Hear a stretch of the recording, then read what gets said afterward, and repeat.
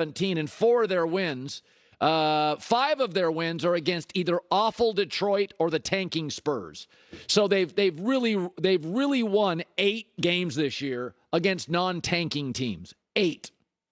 And LeBron's having an unbelievable season. He is still the most dependable player on the franchise. Unfortunately for LeBron, it's a total waste. It's a total waste. This is the 10th season since the great Dr. Buss, Jerry Buss, passed away. The Lakers have gone from Showtime to timeshares. It's not good. So yesterday, the Phoenix Suns sold for $4 billion. What are the Lakers worth? Minimum 8, maybe 10.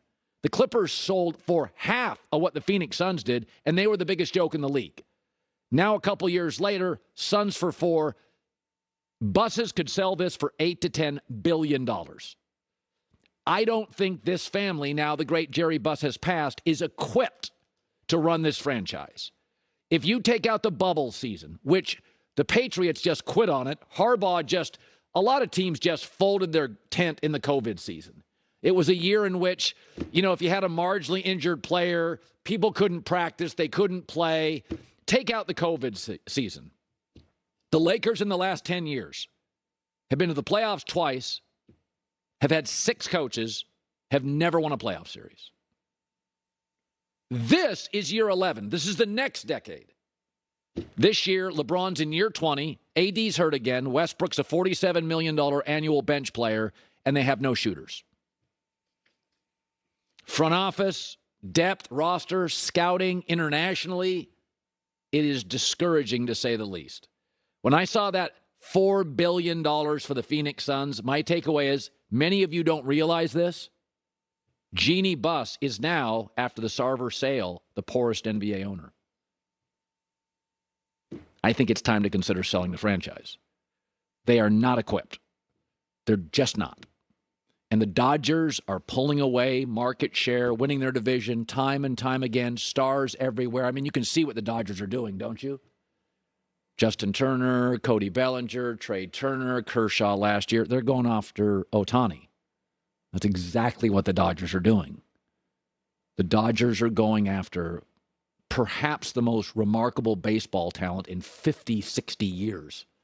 Ohtani down with the Angels. They can't afford him. They can't market him. So the Dodgers went and got Mookie Betts. If you look at the way the contracts are working, they're opening up the possibility of spending $500 million on a player. But if the Suns can go for 4, the Lakers could go for $8 billion. It has to be in that ballpark. Phoenix is a small market. LA is California is the 4th biggest economy in the world. It just surpassed Germany. But I just don't think they're equipped. I don't think they're equipped at the executive branch, the ownership branch. Doesn't mean they're bad people. But this is second-generation businesses. 75% fail. 95% of third-generation businesses fail. The last 10 years, take out the bubble. Playoffs twice as the number 1 brand. The Lakers have gone from a huge global brand to a marginal national brand to, I believe this morning, the second biggest brand in Los Angeles, to the Dodgers. Colin, do you think this is a job for JNC Consulting? Somebody told me we should put up merch with honesty brokers on the back of it, because I think you were early on this. Trade Anthony Davis. That's the start. At this point, you can't just say, we're going to sell the team. I'm giving up. No, what does Jeannie Buss do for the rest of her life? Well, she's going to have $10 billion. You know why she's relevant? Well, do you want to be relevant, or do you want to do something you're really good at? Jeannie Buss is on the scene out here in L.A. a lot. I'm not anti-Jeannie Buss. You don't have to sell the team. She can save face. How? I don't know if Pelinka's the guy to do the job. Maybe it's someone else, but they got to make moves. They're sitting on their hands while Rome burns. I mean, they're 13-17. They're out of the play-in right now. This is now the beginning. This year is the beginning of the second decade since the great Jerry Buss passed. They're in worse shape now than 6 years ago. You mean the post-Kobe days? They had Kuzma, they had KCP, they had younger players, they had what's the shining optimism? How about this? Can I go back to glass half full, Colin? Can you just flip it to be half full? They've lost 3 games at the buzzer or in the final seconds this season. So if those happen to flip in the second half and those losses become wins, maybe I'm talking to myself into they're a play-in team, and then, healthy LeBron, healthy AD. No? No, Are you scared of Portland in a playoff series if you're Anthony Davis and LeBron you're healthy? 10 years. This is year 11. 6 coaches. No playoff series wins. A $47 million bench player. AD's trade value, because you didn't move him when he started the season well, is plummeting. And LeBron's having a remarkable year. He's really playing. It's incredible what LeBron's doing. Yeah. It's a total wasted year for him.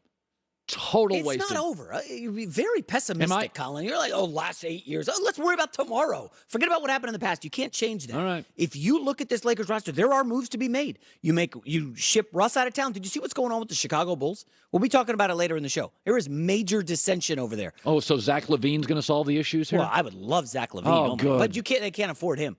But you get Russell Westbrook trade, and then you do another deal to ship I don't know, the Kendrick Nunn. You package him with Patrick Beverly. Kendrick Nunn. All right. The Warriors and the Heat said thanks, no thanks. But, Colin, there are other teams right now that want to tank for Wembanyama. Okay. They're desperate to get off any players who are decent. Like the Detroit Pistons, Bogdanovich can be had. I don't think he's a game changer, but he's a factor on this pretty bad team right now. No? I'm trying to be positive. That's not a positive This is year 11 of the kids run the shop. This is year 11. The kids now run the store.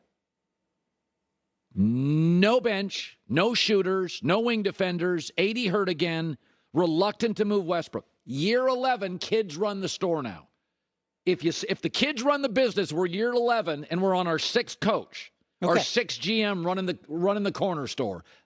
I have a right to be a little pessimistic. Okay, so you get in this show, we get off the air a couple hours from now, and your first phone call is from one of the kids. Colin, man, you just killed us.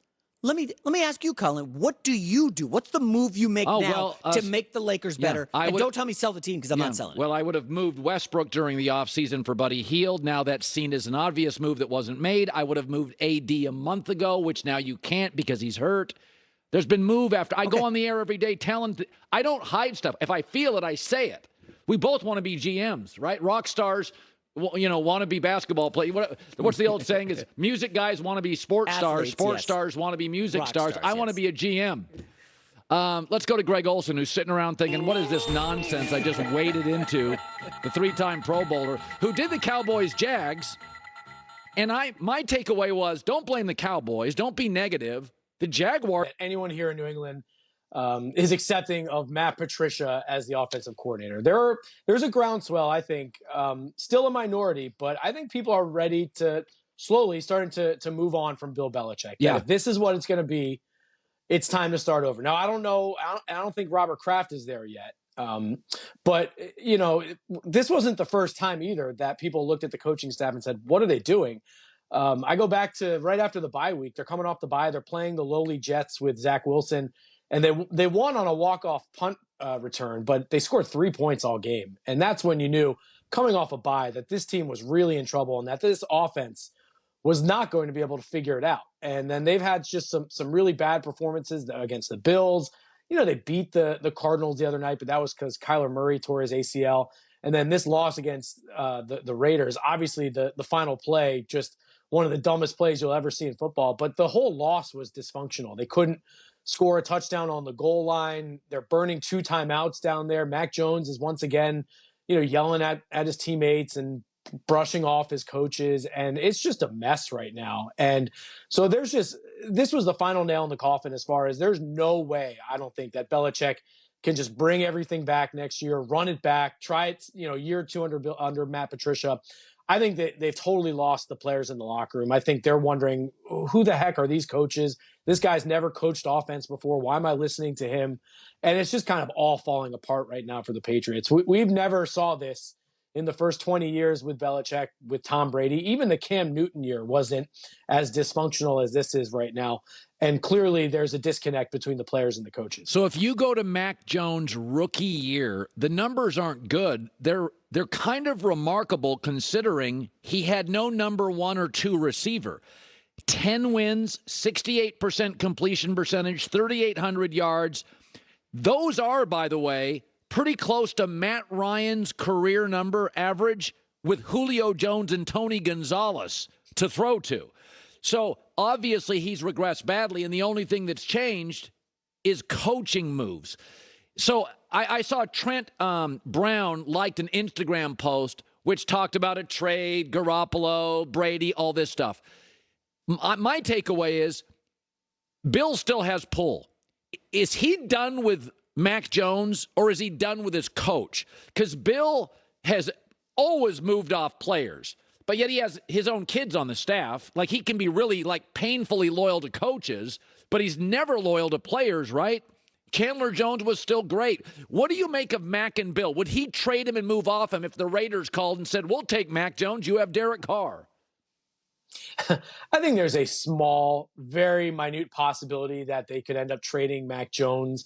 It's not for a Derek Carr. It would have to be either for Brady, which I don't see happening, or maybe Jimmy Garoppolo. Belichick has always loved Garoppolo, but he's got an injury history you got to consider. And I think you're right. In most cases, Belichick is loyal to his coaches, and he just gets rid of a player a year too soon instead of a year too late. Right. But I would say in this case, it's a lot easier to just move on from the coach. And I don't think he's going to fire Matt Patricia. That's his man. That's his guy, his right-hand man, his best buddy. Yeah. I think he would find a soft landing spot for him, a way to reassign him within the organization without embarrassing him too much. So I think that has to be the move they make. And look, Mac Jones, I'm number one in the camp thinking that he has not played well and deserves a lot of the blame this year. It's very easy to scapegoat the coaching staff, but Mac Jones, you even saw it in the game against the Raiders the other day. He was hurrying his throws, missing some wide open receivers. That's not on the coaching. That's on Mac Jones.